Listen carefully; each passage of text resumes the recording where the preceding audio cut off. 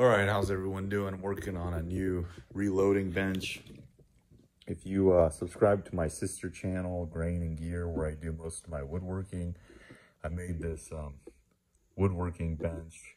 I got a bandsaw and a drill press on there, and I'm going to be using this design to make a new reloading bench for myself. I had one here. It was on a temporary table, and I had modified it. I have a video on that if you're interested in what I had, but it wasn't really that great. So I'm going to be using this design. So this is a full lap design where there's a solid 2x4 running behind the leg, and then a cross member that's supported by another 2x4, another cross member running all the way across, and a little foot.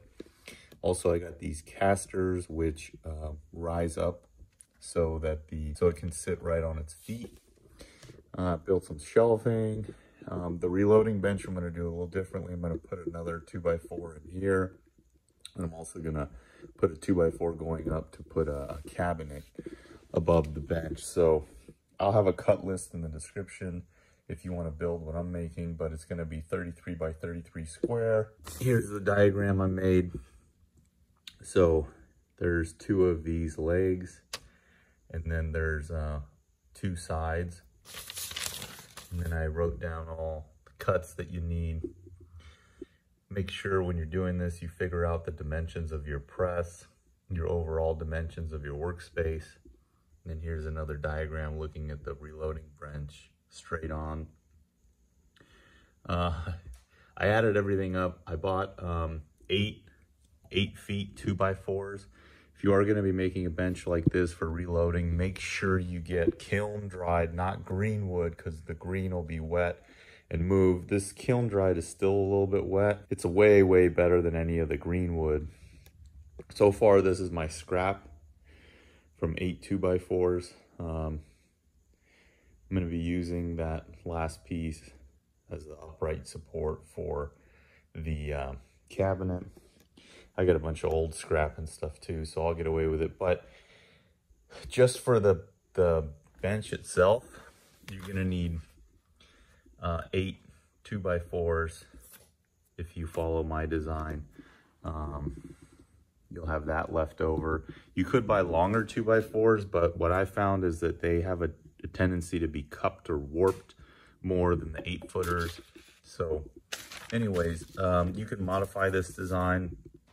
The main modification for the width is going to be in these cross members.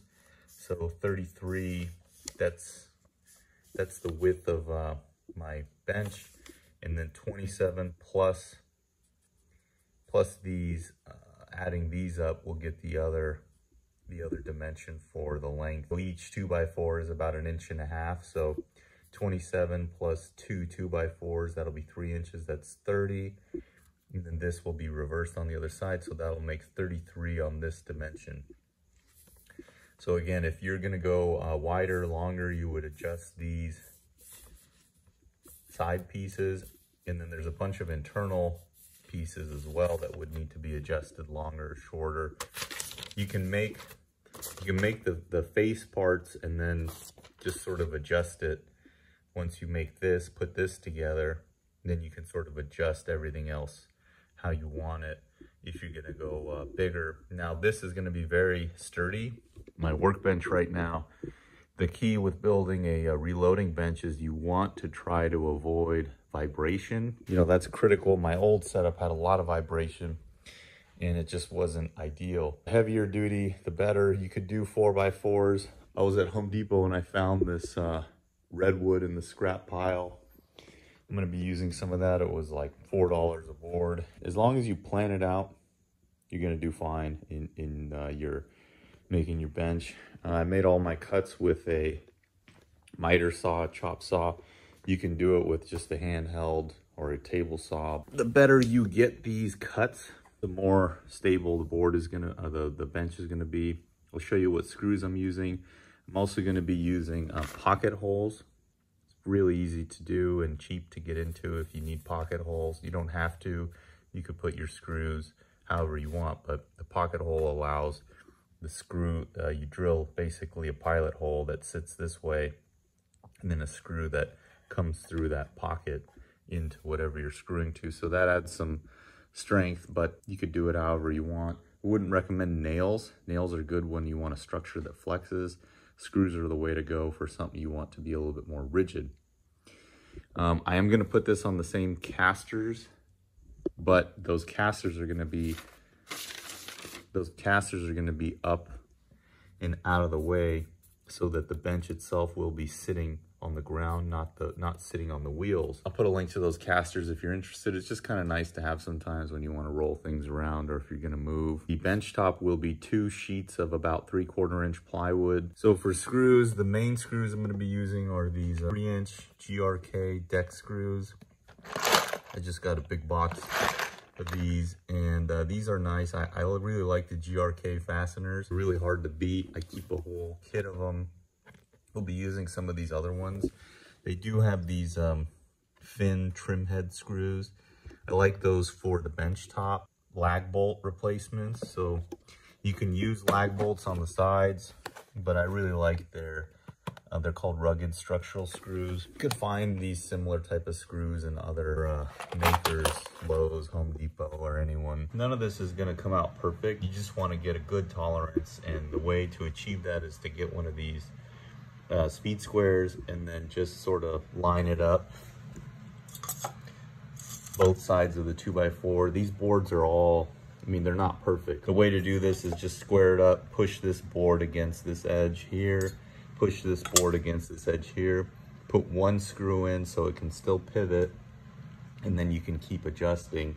And then I'm gonna put 1 screw on that side, adjust it, and then 3 screws in each corner. I find odd numbers are what I use in screwing down corners. So again, you just run this around, flatten it out. It's not gonna be perfect. It'll get you close enough. So a couple notes here. Put this next cross member, once you get the top one, put the next cross member, leaving these 2 unscrewed. Then you get this one down, then you can sort of wedge these pieces in there. And then if you were to tighten these down first, it could throw off this cross member. Another note here, try not to drive your screws further in than absolutely necessary. You can drill pilot holes if you want. That'll prevent, well, not always, but it'll overall prevent splitting when you get close to the edge. So I put an extra screw in here. This wasn't a catastrophic split, but it certainly did split. So I lost a little bit of strength there. No big deal. I put an extra screw. Again, I'm running 3s. You could run 4s if you want, but I've always used 3s for support. And yeah, you just want, you know, flush or a little bit above flush on your screw heads. So if you overdrive them, they can split. I am using an impact, but it has variable speed control. Another thing that comes in handy is one of these screw sleeves. You can get these for pretty cheap, but it's almost like an extra hand holding the screw while I put my knee down and put weight, and then I have a little support for the screw while I'm drilling in. So the next step is get this cross member in. I didn't screw these pieces in, although they are wedged right now, and then you can hit them together with a mallet just to get them perfect, and then that should wedge together and create a really strong leg. So this is how it should look before we add the 6-inch foot supports. Now on these, I just did alternating 5 screws coming in. Check the square here, make sure that this tool is sitting flush there, check it there, put one screw in, come back and check it again. One other thing to watch out for is don't sit a screw in the knot. These are weak points in the wood, so if you do have a big knot or a loose knot, this one isn't very loose, work around that, stabilize it. Like here's another knot. This one will probably come out as the wood dries more and it shrinks, but that's not a defect that's worth worrying about. So the next step is put the feet on each side, and already if you test this, if you pick it up and try to wobble it or anything, it should be very resistant to rack got both of the legs done. Now, something to keep in mind, if you're able to get this far and they're reasonably standing, I'll come back. They're not exact on the bottom. They're like, I don't know, within the 16th. I'll come back and I'll sand those later. It's important to try to get those flat because all the weight will be sitting there, and you want to try to make it flush to the ground as possible. But it's okay if it's a little bit off right now. We can fix that. But just something to keep in mind, if you're able to get this far, these are such sturdy legs that you can almost build anything with these sizes, dimensions. I mean, you could put just a piece of plywood and have a basic workbench at this point across here. You could build bunk beds like this. Many different projects can be built off of these legs. This is where it's gonna sit. I got the 2 legs done, and you can see my press there. So the next step here is to drill pocket holes into all these connecting pieces that are gonna span across. You don't have to use pocket holes. I just happen to do a lot of woodworking. So Craig, this is a 720, I think, and it's got a vacuum attachment and nice clamp that goes on a table. But I mean, you can get one of these for really cheap. This is just the regular pocket hole, and it's a little bit slower. If you don't want to invest in one of these, then you can do it this way, or you can just put all your screws in from the side. The problem with that is putting the screws into this is called end grain, and that grain varies from different parts of the board.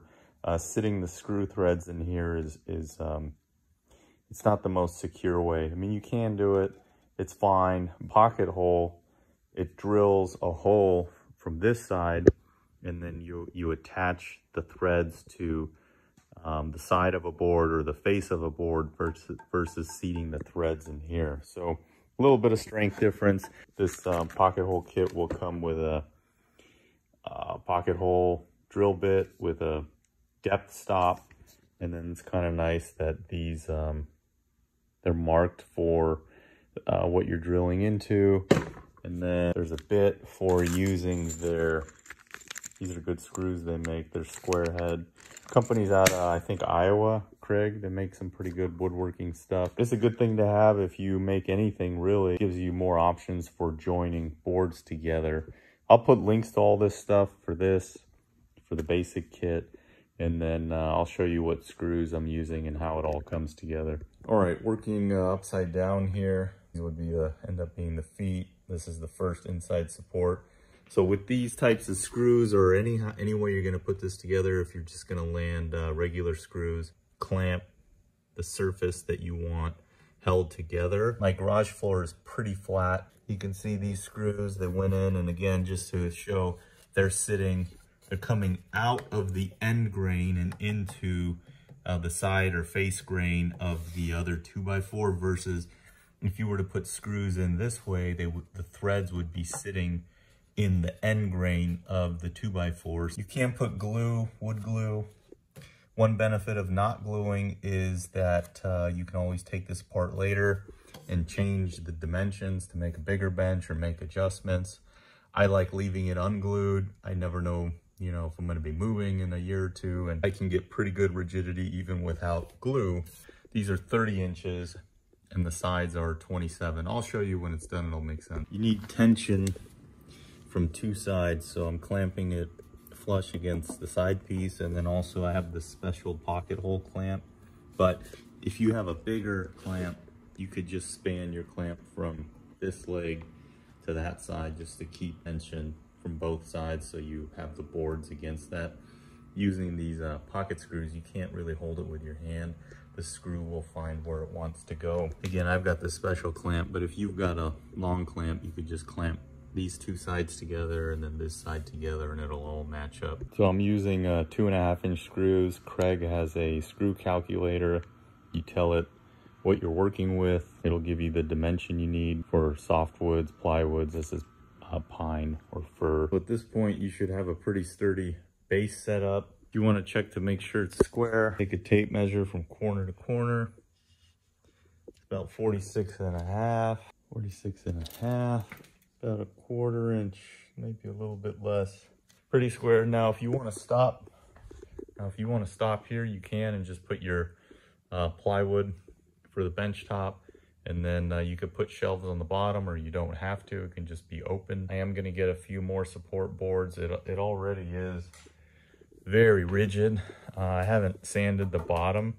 I don't find that I'm getting any sort of rack or movement while it's on at this level, but I still am gonna polish up the bottom with sandpaper. So round the bottom edges just a little bit with the sander, just to keep the bottoms from splitting when you move this around. So looking at it from the front here, I went ahead and copied the inner supports. Those are 30 inches, put one on each side for the bottom, same as the top. Now you should have two 30 inches left, and one of them is going to go straight across the top and one of them is going to go straight across the bottom. There's some options here. You don't have to put those two pieces. I have some redwood that I'm thinking about putting across so I can store some really heavy weight, and that'll also cut down on the vibration. Got the bottom done here, the bottom row. I left this middle piece out just to be able to reach in there. And I ran out of redwood. These pieces in the middle are redwood, so I just cut 2x4 here for the end, had a knot. No big deal. This side, I didn't have any more redwood, so I just cut in a little piece. I mean, you could put a strip and then a piece next to it. You don't have to get that fancy. So yeah, I mean, just, you know, putting in little screw holes. Those are 3-inch screws there. And then where there could be a screw underneath, I only did a 2.5-inch screw. So that's the bottom. You don't have to build it like that. You could leave it open. You could put 2 sheets of plywood notched around the legs, depending on how you want it. I'm gonna put a bunch of heavy casting stuff like lead and materials underneath, so I wanted that to be really strong. Plus, it makes it really rigid. A couple design considerations, depending on how your space is. You may want something that isn't as long or wide. You may want something that's even wider and shorter, or not as deep. For me, this is gonna work. I'm gonna put a pegboard on the back. I'm gonna put a cabinet with some lights underneath. If you just need a bench top, you can just put your topper on here, plywood, whatever, and then you'll be good to go. So I'm gonna do that next. I'm gonna put my 2 sheets of plywood, 33 by 33. I'll put some glue in between. Casters, I went with these PowerTech Workbench Casters. They have a 400-pound capacity. I use these on my workbench, and I really like that you can tuck them up in a way so that the bench itself is sitting on the ground and you're not working on top of a wheel. Pretty happy with these. I'll put a link in the description if you want to order some of these. They're not cheap.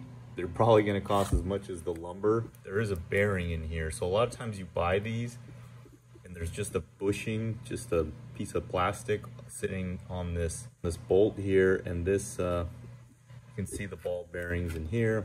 So they give you the hardware, lag screws, and then they give you a template.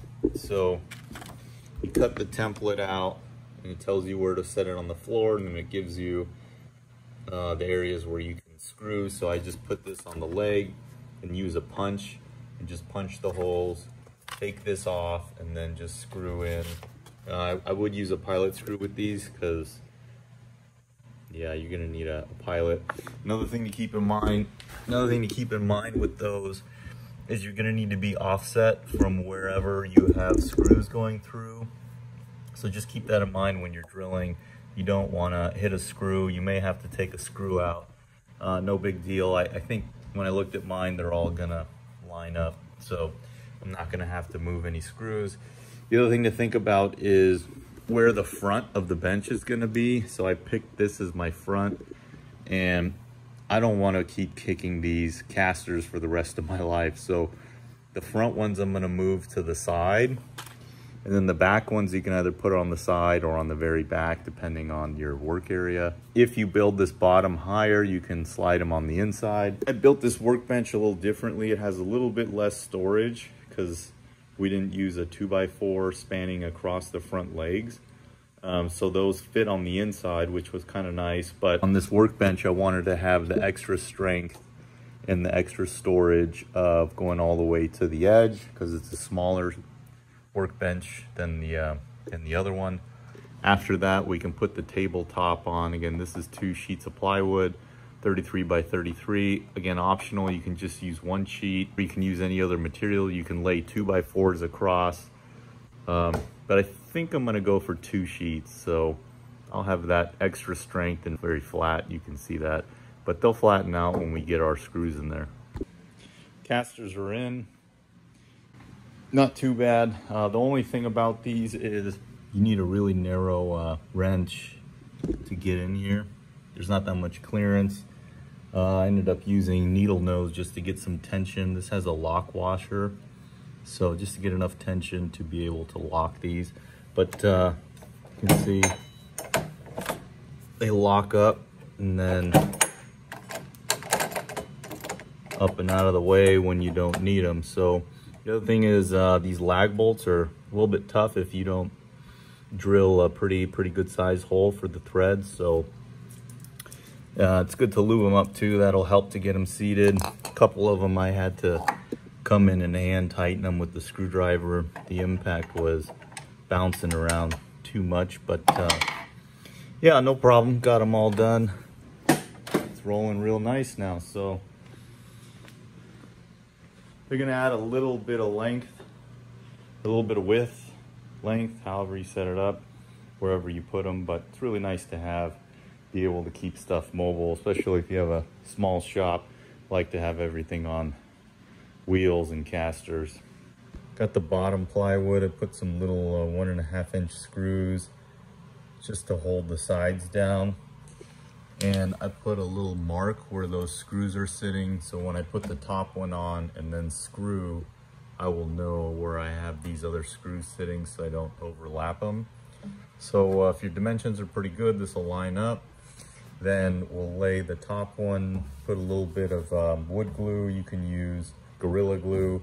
Just keep in mind Gorilla Glue expands a little bit, so we'll just buy some basic wood glue, or you don't even have to glue it, but it may keep these two a little bit more unified. So I'll show you one more trick here, which is to lay the top piece with the top upside down and then mark out where all the 2x4s are. So that way when you put this on the top, you'll see exactly where the 2x4s are so that you can put screws in the 2x4s. So it's kind of handy. I mean, you can visualize where to put them, but anyways, if you want a little second check, then this is a good way. There it is. Got this top screwed in. I added some little support screws where there were other screws so it wouldn't overlap, but got it all set. It is extremely sturdy. You can see that shelf below. And just get this inline fabrication press mount bolted in. It's kind of nice to have 2 sheets like this because I'll be able to get a better grip. I like this press stand. I just wish this would fit maybe a little bit bigger bolts, but those can be opened up a little bit. A lot of room to work here. If you want to see what I'm going to do with this, check out the part 2. Actually, I'm going to add a cabinet, lighting, this pegboard material. Be a real winner reloading bench. So again, the only thing that's glued here is these 2 panels, plywood panels. So in the future, if I wanted to adjust this or repurpose it, then no problem. Please do subscribe to the channel. I really appreciate everybody's support, and let me know if you guys have questions. Again, I'll put the cut list with everything I use. So if you want to build something like this, it's pretty straightforward. Thanks everyone again for watching.